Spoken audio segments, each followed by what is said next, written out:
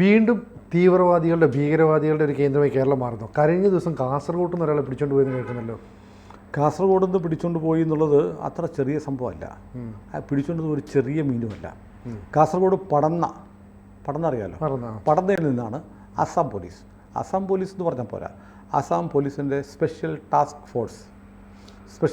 ഫോഴ്സിൻ്റെ operation എന്ന് പറഞ്ഞാലും പോരാ, അതിനവർ പേരിട്ടിട്ടുണ്ടായിരുന്നു, ഓപ്പറേഷൻ പ്രഹത്ത്. അപ്പോൾ അങ്ങനെ ഒരു പേരൊക്കെ ഇട്ടൊരു സ്പെഷ്യൽ ഓപ്പറേഷൻ നടത്തണമെങ്കിൽ അതൊരു ചെറിയ കളിയല്ല, മീൻ ചെറുതല്ല. അങ്ങനെ അവർ ഓപ്പറേഷൻ നടത്തിയത് 3 സ്റ്റേറ്റുകളിൽ ഒരേ സമയത്ത് ഓപ്പറേഷൻ നടത്തി. അത് ആരെ പിടിക്കാനെന്നറിയോ? അൻസറുള്ള ബഗ്ല ടീം എന്ന് പറയുന്ന ഒരു തീവ്രവാദ സംഘടനയുണ്ട്, ABT എന്ന് പറയും. അത് അൽ ഖ്വയ്ദയുടെ ഇന്ത്യൻ രൂപമാണ്. നമ്മൾ അധികം കേട്ടിട്ടില്ല.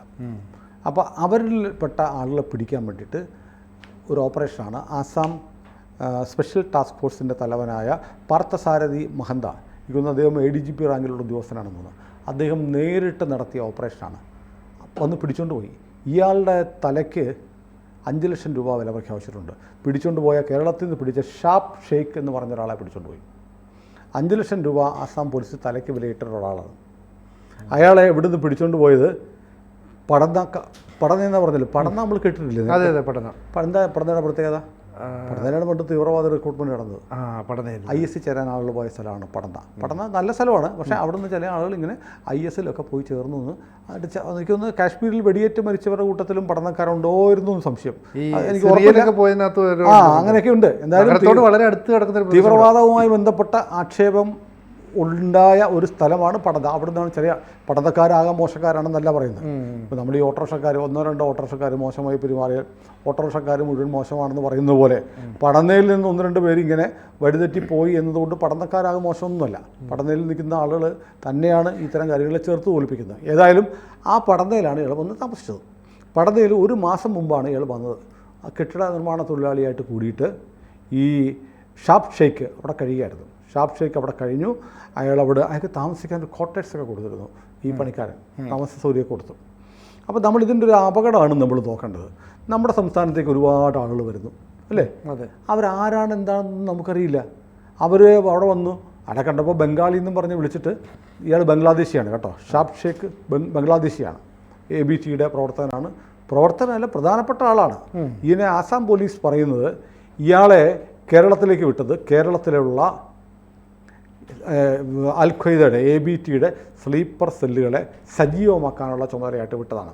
ഇനി ആകെ 8 പേരെ പിടിച്ചു.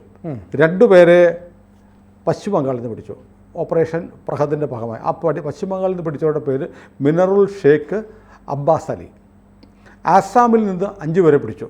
അവരുടെ പേര് നൂർ ഇസ്ലാ മണ്ഡൽ, അബ്ദുൽ കരീം മണ്ഡൽ, മൊജിബുർ റഹ്മാൻ, ഹമീബുൽ ഇസ്ലാം, യനാവുൾ ഹക്ക്. ഇവരെയാണ് അവിടെ നിന്ന് പിടിച്ചത്, ആസാമിൽ നിന്ന് പിടിച്ചത്. അവരുടെ കയ്യിൽ നിന്ന് കുറേ രേഖകൾ കിട്ടി, സെൽ ഫോൺസ് കിട്ടി. അതുകൂടാതെ ആസാം പോലീസിൻ്റെ എനിക്കെന്താണെന്ന് മനസ്സിലായില്ല, ടെക്നിക്കൽ ഡിവൈസസ് പിടിച്ചു. ടെക്നിക്കൽ സാങ്കേതിക ഉപകരണങ്ങൾ എന്ന് പറഞ്ഞാൽ എന്താണ് വേണ്ടത്? ബോംബ് ഉണ്ടാക്കുന്ന സംവിധാനങ്ങളാവാം, അല്ലെങ്കിൽ നമ്മുടെ വാർത്താവിനിമയ സംവിധാനങ്ങൾ ചോർത്താനുള്ളതാവാം. ഇപ്പോൾ പലയിടത്തും എലോൺ മസ്കിൻ്റെ സാറ്റലൈറ്റ് ഫോൺ പോലും പലയിടത്തും പിടിക്കുന്നുണ്ട്. അപ്പോൾ ടെക്നിക്കൽ ഡിവൈസ് എന്താണെന്നുള്ളത് ആസാം പോലീസ് റിവീൽ ചെയ്തിട്ടില്ല.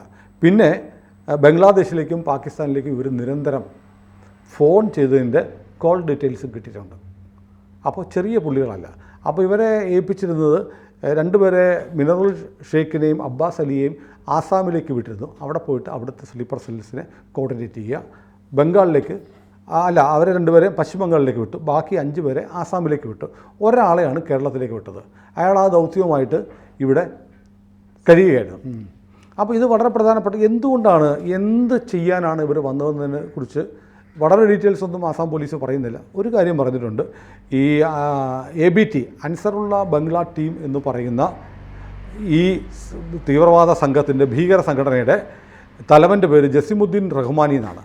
അയാളുടെ അടുത്ത അനുയായിയായ ഫർഹാൻ ഇറാഖിൻ്റെ നിർദ്ദേശാനുസരണമാണ് ഈ 8 പേര് 3 സംസ്ഥാനങ്ങളിലേക്ക് പോയിട്ടുള്ളത്. ഇപ്പോൾ ആസാമിലെ ഒരവസ്ഥ നോക്കുമ്പോൾ ആസാമിലേക്കാണ് 5 പേരെ അയച്ചിരിക്കുന്നത്. ആസാം ഇപ്പം തീവ്രവാദികളുടെ ഏറ്റവും പ്രധാനപ്പെട്ട ഒരു ശ്രദ്ധാകേന്ദ്രമാണ് ആസാം. കാരണം ആസാമിലെ സർക്കാർ അതികർശനമായ നിലപാടെടുക്കുന്നു.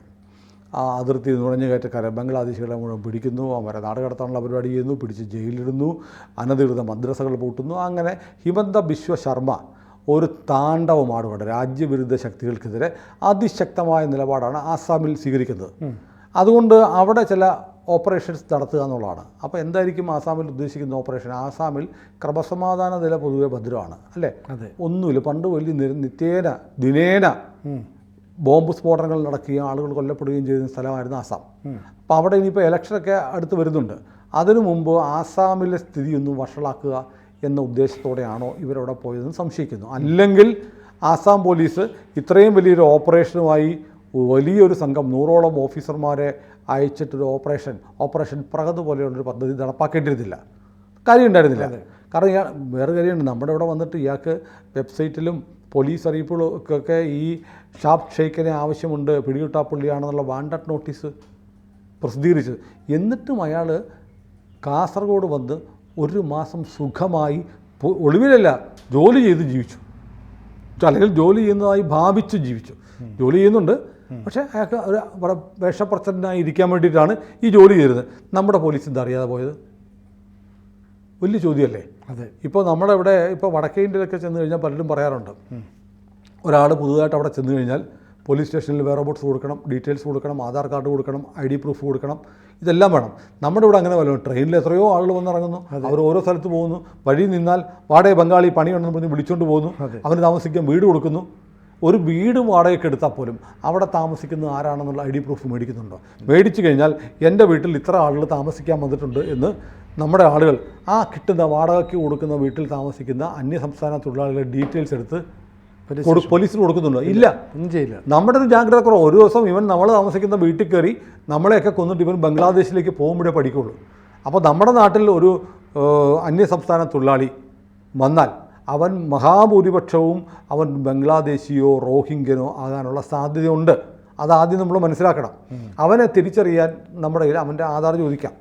വ്യാജമായ ആധാർ ഉണ്ടാക്കി കൊടുക്കുന്നുണ്ട്. മുമ്പൊരിക്കൽ റിപ്പോർട്ട് വന്നിരുന്നു, ഈ തമ്പ് ഇംപ്രഷൻ മാത്രമല്ല, കണ്ണ് നോക്കി പിടിക്കാതിരിക്കാൻ ആടിൻ്റെയൊക്കെ കണ്ണ് വെച്ചിട്ട് ഫോട്ടോ എടുത്ത് കാർഡുണ്ട്, വ്യാജ ആധാർ കാർഡ് ഉണ്ടാക്കുന്നത്.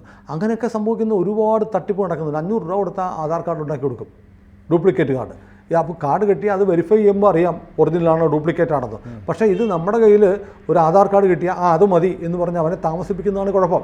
അത് പോലീസ് സ്റ്റേഷനിൽ റിപ്പോർട്ട് ചെയ്യാൻ നമ്മുടെ ആളുകൾ തയ്യാറാവുന്നില്ല. എത്ര ഭീകരന്മാരെ കേരളത്തിൻ്റെ പല ജില്ലകളിൽ നിന്ന് പിടിച്ചുകൊണ്ട് പോയി. ഇപ്പോൾ എറണാകുളത്ത് പെരുമ്പാവൂരിൽ നിന്ന് എത്ര പേരെ പിടിച്ചുകൊണ്ട് പോയി? പലതും പുറത്തേക്ക് അറിയില്ല. അതാണ് ഞാൻ ഏറ്റവും പ്രധാനപ്പെട്ട കാര്യം. ഇത്രയും വലിയ ഓപ്പറേഷൻ പ്രഹത് എന്ന് പേരിട്ട് ആസാമിലെ സ്പെഷ്യൽ ടാസ്ക് ഫോഴ്സ് കേരളത്തിൽ വന്ന് കാസർഗോഡ് നിന്ന് ഒരുത്തനെ പൊക്കിക്കൊണ്ടുപോയത് കേരളത്തിലെ മാധ്യമങ്ങളൊന്നും അറിഞ്ഞില്ല. സത്യത്തിൽ അത് വലിയ വാർത്തയെ റിപ്പോർട്ട് ചെയ്യേണ്ടതാണ്. പിന്നെ കേരളത്തിലെ ജനങ്ങളെ ഒന്ന് ബോധവൽക്കരിക്കാൻ വേണ്ടിയിട്ട് അത് ആളുകളിലേക്ക് എത്തിക്കേണ്ടതാണ്.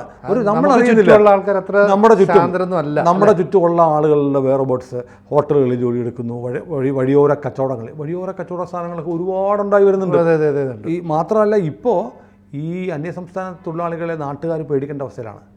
ഒരു 5-6 മാസം മുമ്പാണ് കാഞ്ഞിരപ്പള്ളിയിൽ പണിക്ക് വിളിച്ചുകൊണ്ട് വന്നവൻ പണി കൊടുത്ത വീട്ടുടമസ്ഥനെ തലയടിച്ച് പൊട്ടിച്ചിട്ട് പോയത്. ഇതിന് ഏതാനും മാസം പോയി എറണാകുളത്ത് റെയിൽവേ സ്റ്റേഷനിൽ റെയിൽവേ ജോലിയുള്ള ഒരാളുടെ അയാളുടെ പട്ടി കുറച്ചു എന്ന് പറഞ്ഞിട്ട് 2 ജീവനക്കാർ അല്ലേ, റെയിൽവേ സ്റ്റേഷനിൽ ഹൈക്കോടതി ജീവനക്കാരൻ അത് തന്നെ തിരിഞ്ഞു പോയതാണ്. അതെ, ഹൈക്കോടതി ജീവനക്കാരൻ്റെ പട്ടി കുറച്ചു എന്ന് പറഞ്ഞിട്ട് അയാൾ അടിച്ചു വന്നു. ഈ ഇവിടെ എറണാകുളത്ത് തൊട്ടടുത്ത്. അതെ, അപ്പം ഇത്രയും വലിയ അത് കോടതിയിലെ ജീവനക്കാരൻ്റെ അത് വേറെ കാര്യമുണ്ട്. അവരെ സംബന്ധിച്ച് അവർക്കതൊന്നും പ്രശ്നമല്ല. ഇപ്പോൾ അവർ പണ്ടൊക്കെ ആയിരുന്നു അവർ പേടിച്ച് നിൽക്കുന്നത്. ഇപ്പോൾ അവർ വലിയ കേരളത്തിൽ 10 ലക്ഷത്തോളം പേരുണ്ട്. ഇവർക്കെല്ലാം വാട്സാപ്പ് കൂട്ടായ്മകളുണ്ട്. ഒരു പ്രശ്നം വന്ന ഒരു മെസ്സേജ് ഇട്ടാൽ മതി, ഇവർ കൂട്ടത്തോടെ വരും. ഒരു പ്രശ്നം ഉണ്ടാക്കി കഴിഞ്ഞാൽ എന്ത് ചെയ്യും? അടുത്ത ട്രെയിൻ കയറി ഒരു സ്ഥലം വിടും, പെട്ടെന്ന് ഇൻഫർമേഷൻ പാസ് ചെയ്യാം. അപ്പോൾ ഈ വല്ലാത്തൊരു അപകടാവസ്ഥയിലേക്ക് കേരളം മാറുകയാണ്. കേരളത്തിൽ ജിഷ കൊല്ലപ്പെട്ടു, ആരായിരുന്നു? അന്യസംസ്ഥാന തൊഴിലാളി. എലത്തൂരിൽ ട്രെയിൻ തീ വെച്ചു, ആരായിരുന്നു? അന്യസംസ്ഥാന തൊഴിലാളി. അങ്ങനെ എത്രയെത്ര ആലുവയിലെ ഒരു പെൺകുട്ടിയെ പീഡിപ്പിച്ചു കൊന്നു, ആരായിരുന്നു? അന്യസംസ്ഥാനം. ഇങ്ങനെ നിരന്തരം കേസുകൾ ഉണ്ടാക്കിക്കൊണ്ടിരിക്കുകയാണ്. അതിനിടയ്ക്ക് ഇതിൽ നല്ല ശതമാനവും ഭീകരവാദികൾ. ഇതെല്ലാവർക്കും അറിയാം. ഇത് നമ്മുടെ ആളുകൾ വരുന്നമാരുടെ കൊടുത്ത് എല്ലാവരും ഉണ്ടെന്നേ എന്ന് പറഞ്ഞെങ്കിൽ നിൽക്കുകയാണ് മലയാളി. അങ്ങനെ നിൽക്കുകയാണ്. അപ്പോഴാണ് ഓപ്പറേഷൻ പ്രഹത്തിലൂടെ ഒരു കൊടും ഭീകരനെ ഇപ്പോൾ ആസാം പോലീസ് പൊയ്ക്കൊണ്ടിരിക്കുന്നത്. നമ്മുടെ മാധ്യമങ്ങൾ വാർത്ത പോലും ആക്കുന്നില്ല. അന്യസംസ്ഥാന തൊഴിലാളി ഒരാൾ അടുത്ത് വന്നാൽ, അയൽവക്കത്ത് താമസിച്ചാൽ അവൻ്റെ വെയർബോട്ട്സ് പരിശോധിക്കാൻ ശരിക്കും വാർഡ് തല കമ്മിറ്റി, ഇപ്പോൾ ഗ്രാമസഭയൊക്കെ ഉണ്ടല്ലോ, ഒരു വാർഡ് പരിധിയിൽ ഒരു അന്യസംസ്ഥാന തൊഴിലാളി വന്നാൽ അവരോട് നിങ്ങൾ ആരാണ് എന്താണ് എന്ന് ചോദിക്കാനുള്ള ഉത്തരവാദിത്വം ഗ്രാമസഭകൾ ഏറ്റെടുക്കണം, വേണ്ടതല്ലേ? എന്നിട്ട് അവരുടെ ഡീറ്റെയിൽസ് കളക്ട് ചെയ്ത് പോലീസ് സ്റ്റേഷനിൽ ഒപ്പിക്കണം. പോലീസുകാർ ഇപ്പോൾ ഞാനൊക്കെ താമസിക്കുന്ന ഹൗസിംഗ് കോളനിയിൽ വീടുകളെടുത്ത് അന്യസംസ്ഥാന തൊഴിലാളികൾ താമസിക്കുന്നുണ്ട്. ഞാൻ ഇന്നുവരെ കണ്ടിട്ടില്ല അവിടെ പോലീസ് വന്നിട്ട് നിങ്ങൾ ആരൊക്കെ ഇവിടെ താമസിക്കുന്നു, നിങ്ങൾ ഡോക്യുമെൻ്റ് പരിശോധിക്കുന്നു, ഒന്നും ചെയ്യുന്നില്ല. ഇത് കേരളത്തിൽ ഒരിടത്തും ചെയ്യുന്നില്ല. എത്ര ലക്ഷം ആളുകൾ പെരുമ്പാവൂരുണ്ടെന്നറിയാമോ? പെരുമ്പാവൂർ പോലീസിൻ്റെ ഇത്രയും ആളുകളുടെ ഡാറ്റയുണ്ടോ? ഇല്ല. കേരളത്തിൽ ഇപ്പോൾ പായിപ്പാട് നമ്മൾ കണ്ടില്ലേ, കോവിഡ് സമയത്ത് അവർ റോഡ് തെളിഞ്ഞു. ഭക്ഷണം വേണമെന്ന് പറയും. എന്ത് ഭക്ഷണം? നമ്മൾ മലയാളി, ഈ സംസ്ഥാനത്ത് ജനിച്ച് വളർന്ന മലയാളി കഞ്ഞി വെച്ച് മുളകരച്ച് കഴിച്ചുകൊണ്ടിരിക്കുമ്പോൾ അവന് ചിക്കൻ വേണമെന്ന് ആവശ്യപ്പെട്ടാ സമരം ചെയ്തത്. എന്നിട്ട് ജില്ലാ ഭരണകൂടം കോവിഡ് കാലത്ത്, ലോക്ക്ഡൗൺ കാലത്ത് ചിക്കൻ ഉണ്ടാക്കി കൊടുത്തു. അപ്പം നമ്മൾ എന്ത് ചെയ്തു? അതിഥി എന്ന് പറയുന്ന അവന് ചിക്കൻ കൊടുത്തിട്ട് നമ്മൾ പട്ടിണി കിടന്നു. അതെ. അപ്പോൾ സംഘടിതമായി ഇവർക്ക് എന്തും ചെയ്യാൻ പറ്റുന്ന തരത്തിലേക്ക് മാറിയിരിക്കുക. നമ്മളിപ്പം തമിഴ് സിനിമകളിലൊക്കെ കാണുന്ന പോലെ അന്യസംസ്ഥാനക്കാരുടെ ആക്രമണത്തിന് വിധേയമായി മലയാളി ഒരുപക്ഷെ കേരളം വിട്ടുപോകുന്ന അവസ്ഥയിലേക്ക് കാര്യങ്ങൾ മാറും. പേടിക്കണം അല്ലേ? പേടിക്കണം. അപ്പോൾ മാധ്യമങ്ങൾ ഇത്തരം ഭീകരന്മാരെ പിടിച്ചാൽ പോലും റിപ്പോർട്ട് ചെയ്യുന്നില്ല. പോലീസ് ഇനിയും മതിയായ സംവിധാനങ്ങൾ എടുക്കുന്നില്ല. സംസ്ഥാന സർക്കാരിന് ഒരു താല്പര്യമില്ല. അവരെ അതിഥി എന്ന് വിളിച്ച് കുളിപ്പിച്ച് പട്ടുമത്തെ കടത്താനാണ് പിണറായി സർക്കാർ ആലോചിച്ചുകൊണ്ടിരിക്കുന്നത്. ഏതായാലും തൊട്ടടുത്ത് താമസിക്കുന്നത് ഒരു പക്ഷേ ഒരു കൊടും ഭീകരനായിരിക്കാം. അവനെ UP-യിൽ നിന്നോ ആസാമിൽ നിന്നോ വന്നിട്ട് സ്പെഷ്യൽ ടാസ്ക് ഫോഴ്സ് വന്ന് പൊക്കിക്കൊണ്ട് പോകുമ്പോൾ മാത്രമായിരിക്കും നമ്മൾ അറിയുക. കൂടുതൽ വാർത്തകളും വിശേഷങ്ങളും നിങ്ങളിലേക്ക് എത്താൻ ABC മലയാളം സബ്സ്ക്രൈബ് ചെയ്യുക, ബെൽ ബട്ടണും അമർത്തുക.